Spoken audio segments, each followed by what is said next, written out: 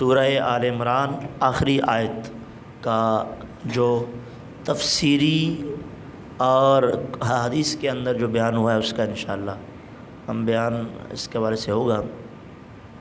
سورہ آل عمران اس کی جو آج کی آخری آیت ہے، اس میں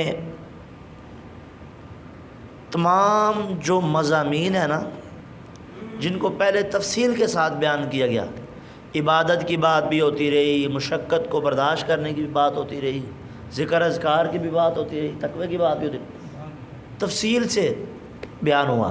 آج اس کا اجمال بیان ہو رہا ہے، خلاصہ آپ سمجھے آج کے درس میں بیان ہو رہا ہے۔ تو فرمایا یا ایھا الذین آمنوا، اے ایمان والو، صابرو، یا ایھا الذین آمنوا اصبروا، اے ایمان والو صبر کرو، وصابروا، اور صبر میں دشمنوں سے آگے رہو، صبر میں دشمنوں سے آگے رہو، اس کو بیان کروں گا تفصیل کے ساتھ آگے۔ ورابطوا، اور اسلامی سرحد کی نگہبانی کرو، اسلامی سرحدوں کی کیا کرو؟ نگہبانی کرو۔ واتقوا اللہ، اللہ سے ڈرو، لعلکم تفلحون، اس امید پر، ٹھیک ہے، کہ تم کامیاب ہو جاؤ، تم کامیاب ہو جاؤ۔ اس آیت میں ابتداءً 3 چیزیں بیان کی گئی ہیں: صبر، مصابرہ، مرابطہ۔ صبر کیا ہوتا ہے، مصابرہ کیا ہوتا ہے، مرابطہ کیا ہوتا ہے، یہ بیان کرنے کی کوشش کروں گا۔ صبر کی جو علماء مفسرین نے تفسیر کی ہے، اس کا پہلے ہمیں صبر کا معنی پتہ ہو۔ علامہ راغب اصفہانی رحمۃ اللہ علیہ آپ لکھتے ہیں صبر کا معنی یہ ہے اصطلاحی، عقل اور شرع کے تقاضوں کے مطابق، عقل اور شریعت کے تقاضوں کے مطابق اپنے نفس کو روکنا، یہ صبر ہے۔ یہ کیا ہے؟ صبر۔ اور پابند کرنا، صبر ایک جنس ہے، جنس ہے، اس کی آگے کئی انواع ہیں، قسمیں ہیں۔ صبر کئی طرح کا ہوتا ہے۔ مثال کے طور پر جب بندے کو مصیبت پہنچے تو مصیبت پہنچنے پر نفس کو بندہ جزا فضا پیٹنے رونے سے ہائے شکوے گلے کرنے سے بچاتا ہے، روکتا ہے، تو یہ ہے صبر، یہ ہے مصیبت پر پہنچنے کا پر صبر۔ اس کے مقابلے میں ہے جزا و فضا، رونا پیٹنا وویلا کرنا۔ ایک تو یہ صبر ہوتا ہے۔ دوسری قسم کا صبر ہے جنگ کے وقت نفس کو بزدلی سے روکنا۔ صبر کا معنی ہی روکنا ہے۔ اب روکنا کئی قسم کا ہے۔ مصیبت پہنچنے پر جزا و فضا سے اپنے نفس کو روکنا۔ دوسرا، جب دشمنوں سے مقابلہ ہو رہا ہو تو بزدلی سے اپنے نفس کو روکنا، یہ بھی صبر ہے۔ اور تیسرا، عبادات کے اندر مشقت کو برداشت کرنا، عبادات کے اندر مشقت کو برداشت کرنا، یہ بھی صبر ہے۔ اب تینوں کی مثالیں سنیں۔ نمبر 1، مصیبت کے وقت نفس کو جزا و فضا سے روکنے کا نام صبر ہے۔ اس کے متعلق ایک حدیث مبارکہ امام بخاری اور امام مسلم نے اپنی صحیح بخاری اور اپنی صحیح مسلم کے اندر اس کو بیان فرمایا۔ کیا فرمایا؟ حضرت انس بن مالک رضی اللہ تعالیٰ عنہ بیان کرتے ہیں، آقا علیہ الصلوۃ والسلام ایک عورت کے قریب سے گزرے۔ عورت قبرستان میں تھی، قبر کے قریب وہ بیٹھ کر رو رہی تھی۔ آقا علیہ السلام نے فرمایا اللہ سے ڈرو، اللہ سے۔ یہاں پر ضمناً مسئلہ بھی عرض کر دوں، اسی وجہ سے عورت کو قبرستان میں جانا منع کر دیا گیا، ٹھیک ہے؟ تو آقا علیہ السلام نے اس عورت کو فرمایا اللہ سے ڈرو۔ اس نے آگے سے کہا کہ پیچھے ہٹو، یعنی ایک طرف ہٹو۔ اس نے پہچانا نہیں تھا کہ یہ آقا علیہ السلام ہیں، اللہ کے نبی ہیں۔ وہ اپنے غم میں تھی، اس نے کہا پیچھے ہٹو، ایک طرف ہٹ جاؤ۔ تم کو میری مصیبت نہیں پہنچی تم کو میری مصیبت، یعنی جس طرح مجھے دکھ ہے اس طرح تمہیں نہیں ہوا، جس طرح مجھے مصیبت پہنچی ہے۔ اس نے آپ کو پہچانا نہیں تھا تو اس طرح اس نے الفاظ کہے بڑے سختی سے۔ اس کو بتایا یا یہ جو تو نے بولا ہے پتہ ہے تمہیں کس کو بولا ہے؟ اللہ کے نبی کو بولا ہے تو نے۔ وہ جب اس کو پتہ چلا تو بھاگتی بھاگتی دروازے پہ آئی، حضور علیہ السلام کی بارگاہ میں، دربان کھڑا ہے باہر۔ تو اس نے کہا جی اندر گئی تو میں نے کہا جی آپ کو پہچانا نہیں تھا میں نے، اس طرح میں نے آپ کو جملے کہہ دیے۔ آقا علیہ الصلوۃ والسلام نے ارشاد فرمایا کہ جب صدمہ اولا، جس وقت صدمہ بندے کو پہنچے اسی وقت اپنے نفس کو روکنا ہی تو صبر ہوتا ہے۔ اسی وقت ہی اپنے آپ کو، اپنے نفس کو روکنا ہی تو کیا ہوتا ہے؟ صبر ہوتا ہے۔ جس وقت ہم سے ہوتا نہیں، اصل ہوتا صبر کا مقام وہی ہوتا ہے۔ تو اگر تجھے صدمہ پہنچا ہوا تھا، تیرا کوئی عزیز فوت ہو گیا، تو اسی وقت ہی حضرت نام ہی صبر تھا روکنے کا اپنے نفس کو، کہ تو روتی نہ وویلا نہ کرتی، قبرستان پہ جا کر ایسی باتیں نہ کرتی، وہ اسی وقت ہی تو صبر تھا۔ جس وقت تو رو رہی تھی تجھے یہ بھی نہیں پتہ چلا کہ اللہ کے نبی پیچھے کھڑے ہو کے مجھے منع کر رہے ہیں۔ تو یہ حدیث کے اندر اس کی وضاحت کی گئی کہ جب بندے کو مصیبت پہنچے تو پہنچنے پر اپنے نفس کو روک لینے کا نام صبر ہے۔ کس سے؟ جزا و فضا سے، رونا پیٹنا سینہ کوٹنا، جس طرح ہماری خواتین کیسے کیسے کیا کرتی ہیں، ہائے پتہ نہیں کیسے کیسے رو رہی ہوتی ہیں، برو گلیوں میں آوازیں جا رہی۔ اس سے آقا علیہ السلام نے منع فرمایا۔ گریبان پھاڑنا، دوپٹہ سر سے اتارنا، اپنے منہ کے اوپر تھپڑ مارنا، نوچنا، یہ بالکل اس میں اس کی اسلام میں اجازت ہے۔ تو صبر فرمایا یا ایھا الذین آمنوا اصبروا، یہ ہے جناب صبر۔ اب میں مصابرے کی طرف نہیں گیا، میں صرف صبر پہ بات کر رہا ہوں۔ اب صبر کی یہ پہلی قسم۔ صبر کی دوسری قسم وہ ہے جناب کفار سے جنگ کے وقت اپنے آپ کو بزدلی سے روکے رکھنا۔ ادھر سے تیر آ رہے ہوں، ادھر سے بالے آ رہے ہیں، ادھر سے برچیاں آ رہی ہوں، لیکن یہ مرد مجاہد بن کے کھڑا ہے، اس کا نام بھی صبر ہے۔ کیسے؟ حدیث سنیں، عبداللہ بن اوفا رضی اللہ عنہ بیان کرتے ہیں آقا علیہ السلام نے دشمنوں سے جنگ کرتے ہوئے ایک دن انتظار کیا حتیٰ کہ سورج ڈھل گیا۔ جنگ کرتے ہوئے انتظار میں آقا علیہ السلام کھڑے رہے۔ ہوتا ہے نا بات ٹھیک ہے نہیں ہونا یار، چلو چلیے گل ختم ہو گئی، حضور کھڑے رہے۔ تو یہ تھوڑی بات ہے، کسی وقت بھی جنگ میں وہ دشمن حملہ کر سکتا ہے کہیں سے بھی گھات لگا کے، لیکن حضور کھڑے رہے یہاں تک کہ سورج ڈھل گیا، آقا علیہ السلام پھر بھی کھڑے رہے۔ تو یہ ہے صبر۔ تو پھر آپ نے لوگوں کو خطبے کے اندر ارشاد فرمایا، لوگوں دشمن سے مقابلے کی توقع نہ کرو اور اللہ سے عافیت کا سوال کرو، ٹھیک ہے؟ اور جب تمہارا دشمن تم سے مقابلہ ہو تو صبر کرو، یعنی بزدلی نہ کرو، اور یقین رکھو کہ جنت اللہ رب العزت نے تلواروں کے سائے کے نیچے رکھی ہوئی ہے۔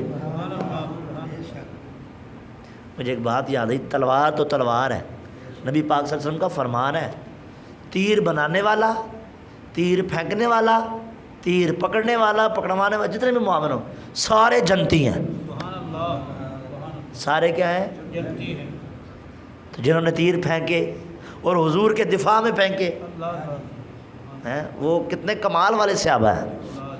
پھر ہم کیوں نہ صحابہ کی محبت کو لوگوں کے دلوں میں پھیلائیں، بڑھائیں، ہیں جی؟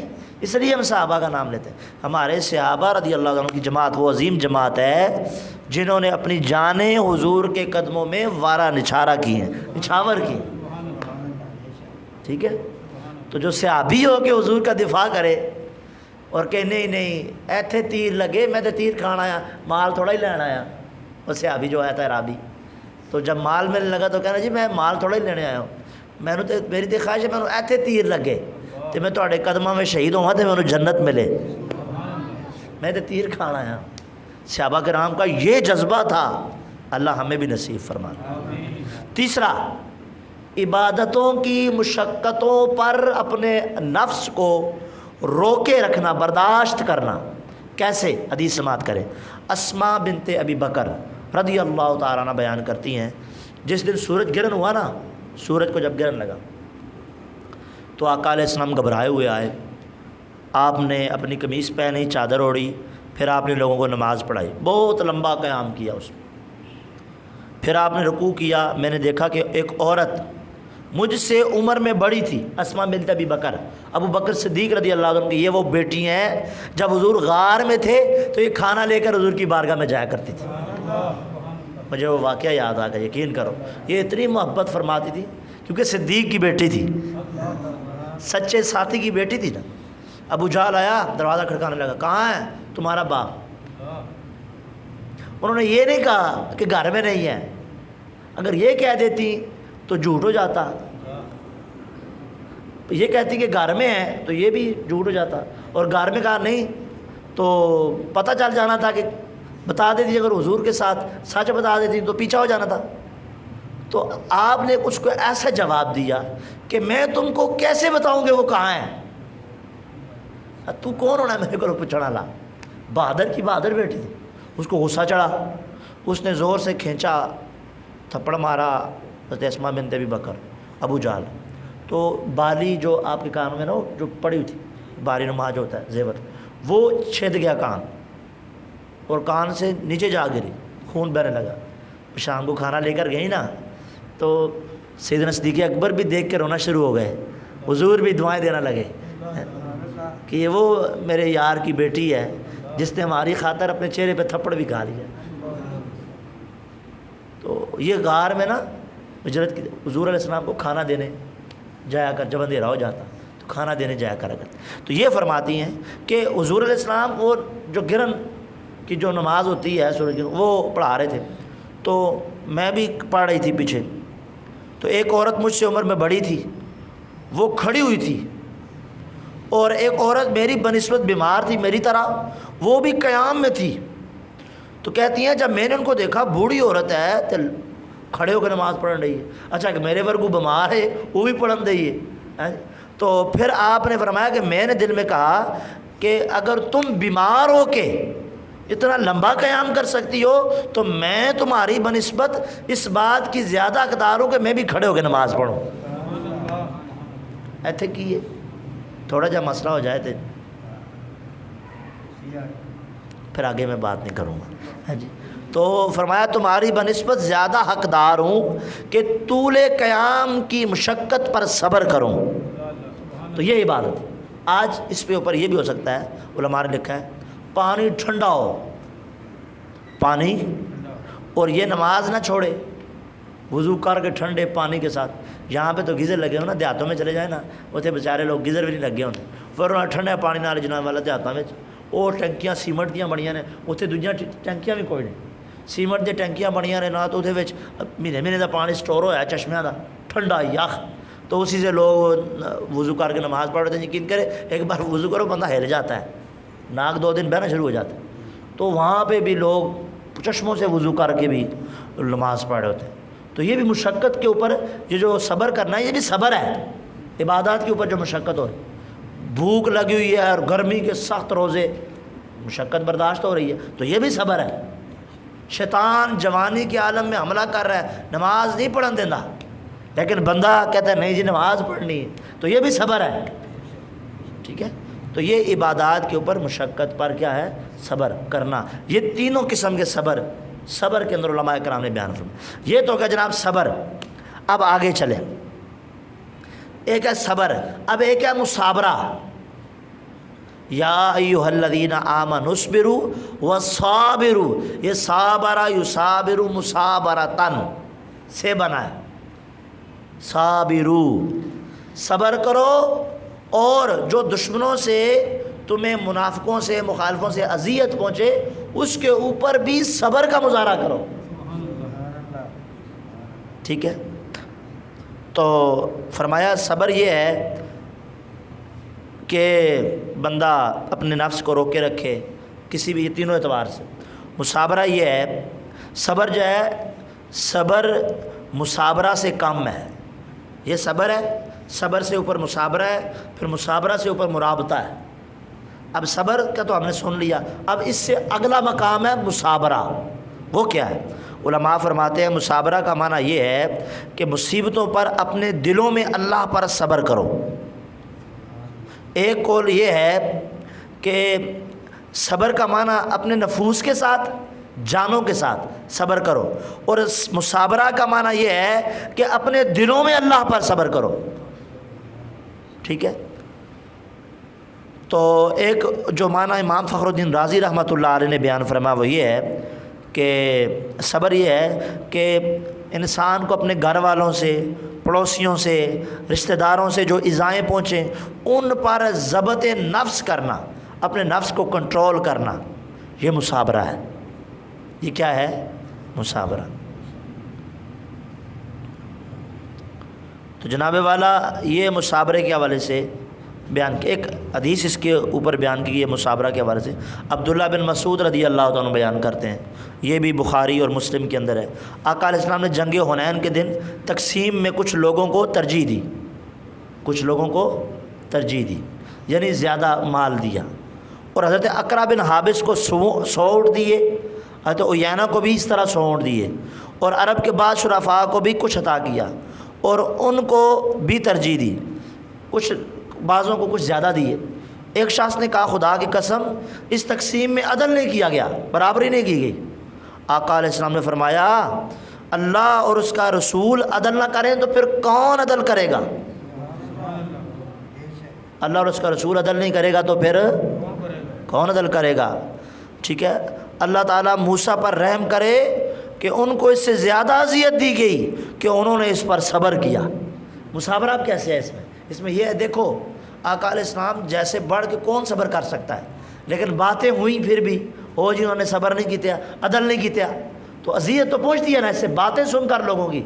اب وہ باتیں سن کر آگے سے بندہ اپنے آپ کو کنٹرول کرے تو اس کو مصابرہ کہا جاتا ہے، جیسا کہ حدیث مبارکہ میں بیان کیا۔ آخری بات جو بات مکمل ہونے لگی ہے وہ یہ ہے وَرَابِطُوا، سرحدوں کی نگہبانی کرو۔ یہاں پر میں سلوٹ پیش کروں گا ہمارے ان فوجیوں کے لیے اور اسلام کے مجاہدین کے لیے جو صبح و شام اسلامی ریاست کی سرحدوں پر پہرا دیتے ہیں۔ میں افسروں کی بات نہیں کر رہا جو کھا پی کے موج مستی کر کے سو جاتے ہیں، میں ان سپاہیوں کی بات کر رہا ہوں جو میرے بھی کتنے جاننے والے ہیں، جو یقین کرو ہم ان سے پوچھتے ہیں تو وہ بندہ حیران رہ جاتا ہے، نہ وہاں پہ کوئی سایہ ہے نہ کچھ ہے، وہ بس بنی ہوئی ہیں پوسٹیں، اور وہ صبح و شام دال کھاتے ہیں، نہ کوئی وہاں پہ اتنا خاص موسم ہے، وہ گھروں سے دور۔ ان فوجیوں کے لیے 2 حدیثیں پیش کروں گا، میرے ساتھ کافی سنتے بھی ہیں فوجی دوست بھی احباب بھی ہیں، تو ان کے لیے کہ ان کو ایک حوصلے کے طور پر اور انعام کے طور پر یا ان کے لیے 2 حدیثیں جو علماء کرام نے بیان فرمائی، بڑی پیاری، سن کے بڑی خوشی ہوئی۔ اللہ رب العزت کی بارگاہ میں، راہ میں اسلامی سرحدوں کے اوپر نگہبانی کرنا، ٹھیک ہے جی، 2 طرح کے معنی ہیں۔ ایک ہے اپنے جسموں اور گھوڑوں کو سے کفار سے جہاد کے لیے تیار رکھنا، یہ بھی ہے نگہبانی، بندہ بالکل تیار رہے، جی فوجی ساڑھے تیار رہتے ہیں، اسلحہ بند کے چاقو چوبند رہتے ہیں، ڈیوٹی دیتے سپاہی ہیں جی۔ پھر اسی طرح اللہ تعالیٰ کی اطاعت پر کمر بستہ رہنا، یہ بھی نگہبانی ہے، رابطوں کے معنی۔ اب جو لوگ سرحدوں کے اوپر پہرے دیتے ہیں، سرور دو عالم نور مجسم شفیع معظم پیارے آقا علیہ السلام کا فرمان بخاری کے اندر حضرت سال بن سعد سعدی رضی اللہ عنہ سے روایت، آقا علیہ السلام نے فرمایا راہ خدا میں ایک دن سرحد کی نگہبانی کرنا دنیا اور جو کچھ اس کے اندر ہے اس سب سے بڑھ کر بہترین ترین عمل ہے۔ ایک دن جڑا کرے تو جڑا جوانیاں ہی وار دے انہاں فوجیاں دا کی عالم ہو، کتنے ہم جانتے ہیں فوج شہید بھی، چھوٹی چھوٹی بچیاں، وہ نہیں دیکھتے گھر والے، بس جذبے کے ساتھ جوش کے ساتھ اسلامی جو ہماری سرحد ہے پیرے دیتے ہوئے نظر آتے ہیں۔ سلوٹ ہے ہمارا ان کو، اللہ ان کو سلامت رکھے۔ وہ جاگتے ہیں تو ہم سوتے ہیں، اگر وہ بھی سو جائیں یا پیرا نہ دیں تو ہمیں بھی دشمن سلا دیں۔ وہ سرحدوں کے اوپر پیرے دیتے ہیں تو ہم اتنی ٹھاٹ باٹ کے ساتھ زندگی گزارتے ہیں، عبادات کریں، ہمیں کوئی ٹینشن نہیں ہے کہ دہشت گرد آ جائے گا کچھ، وہ پہرے دے رہے ہیں۔ ان فوجیوں کو سلوٹ ہے۔ ایک اور روایت بڑی پیاری، سلمان فارسی رضی اللہ عنہ سے روایت ہے، تاجدار رسالت، نبی پاک صلی اللہ علیہ وسلم نے ارشاد فرمایا، ایک دن اور ایک رات سرحد کی حفاظت کرنا، واہ کیا شان ہے، مسلم کے اندر روایت، ایک دن اور ایک رات سرحد کی حفاظت کرنا 1 مہینے کے روزوں سے اور قیام سے بھی افضل و بہتر ہے۔ ایک دہڑی تے ایک رات ہی جڑا پہرا دیتا ہے جناب۔ اور فرمایا حفاظت کرنے والا، بات ختم نہیں ہوئی، حفاظت کرنے والا اگر مارا گیا، شہید ہو گیا ہے جی، تو اس کے اس عمل کا اجر جاری رہے گا۔ فوجی آگے ذات دے کے چلے جاندے نے افسر، لیکن جڑا رب والوں انہوں انعام ملتا وہ ملتا ہی پیا ہے، وہ ختم نہیں ہویا۔ فرمایا جڑا ثواب ہے انہوں ملتا ہی رہے گا۔ اور سب سے بڑھ کر کہ جب قبر میں جائے گا، اللہ قبر کی ہر آزمائش سے اس بندے کو بچا لے گا۔ تو سلیوٹ کے حقدار ہیں یہ لوگ جو اتنی فضیلت جناب والا حاصل کرتے ہیں اللہ کی بارگاہ میں۔ میں نے ایک روایت پڑھی تھی کہ جو آنسو اللہ کے خوف سے جس آنکھ سے نکلے، اس آنکھ پر اللہ رب العزت جہنم کو حرام کر دیتا ہے، اور ایک وہ آنکھ فوجی کی، سپہ سالار سپاہی کی جو سرحدوں کے اوپر حفاظت کرتے ہیں، فرمایا جو پہرا دینے والی آنکھ ہے جاگتی رہتی ہے، اللہ اس کو بھی جہنم کی آگ سے بچا لے گا۔ تو یقین جانے یہ وہ لوگ ہیں جو بڑی خوش قسمتی ہے، شہادتیں بھی سمیٹتے ہیں، وہ مقام مرتبہ ان کو ملتا ہے۔ اللہ ان کو مزید جذبے عطا فرمائے۔ اسلامی ریاستیں جہاں پہ ہمارے سپاہی لڑ رہے ہیں، ہم سب ان کے لیے دعا کرتے ہیں، آج بھی کریں گے۔ مولا ان کو مزید قربانیاں جو دیتے ہیں وہ قبول فرما، اور ان کو مزید جذبے اور ہمتیں عطا فرما، وہ اسی طرح پہرا دیتے رہیں، اسلامی سرحدوں کی حفاظت کرتے رہیں، اور اسی طرح اسلام پھلتا اور پھولتا رہے۔ اللہ تعالیٰ مجھے آپ سب کو عمل کی توفیق عطا فرمائے، اور اسی طرح ہم سب کو قرآن و سنت پر عمل کرتے رہنے کی توفیق عطا فرمائے۔